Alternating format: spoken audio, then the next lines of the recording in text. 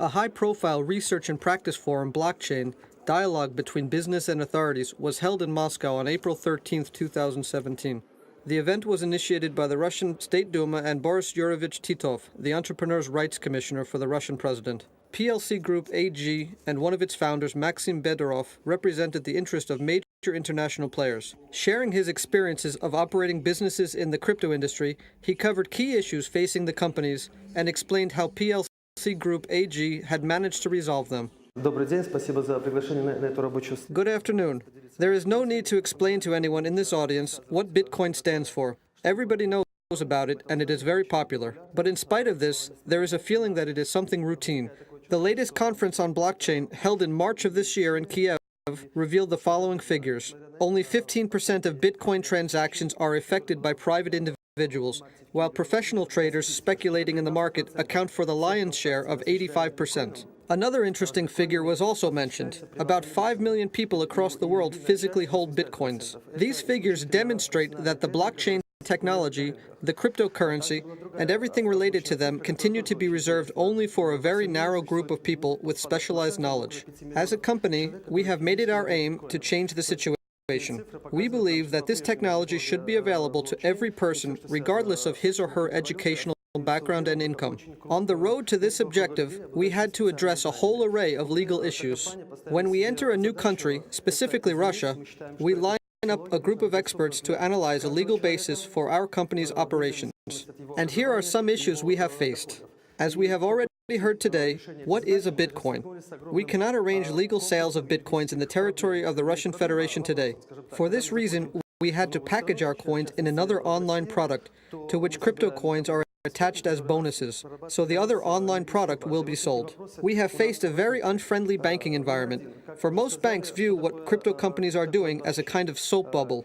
So we cannot open a conventional bank account either in Europe or in Russia, specifying transactions in crypto coins as our line of business. This is precisely why we had to get a license from the European Payment Institution, though our business model did not originally provide for such a move. That is, we had to become a mini bank in order to offer our users a certain financial infrastructure. We also had to create our own investment portfolio comprised of two parts: precious metals as well as interest held by other companies. The matter the previous speaker has already identified is crypto exchanges. As of today, this issue has not been resolved in the Russian Federation. We have tried to address the matter by technological means. We have created our own decentralized exchange based on blockchain. We have all the resources for this today, but given the imperfect legal basis, we cannot launch it now. Another issue is payments by crypto coins. Today, you cannot come to a store and pay for goods and services by crypto coins.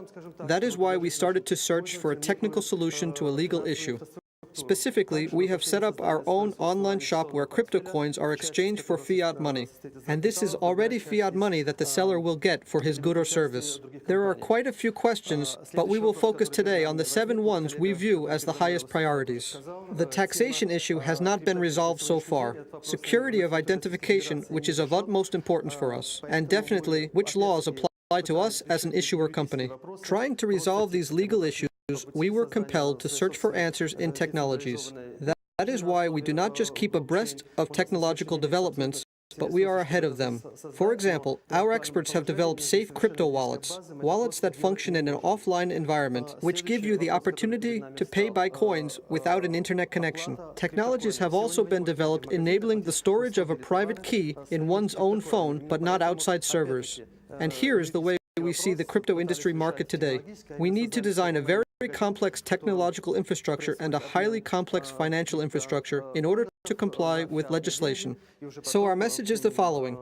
We compare the crypto industry players with a flock of birds flying over a field looking for a welcoming spot. And the birds will descend where they find such a friendly spot. And this will mean investments, workplaces, a fast-growing industry, and so on.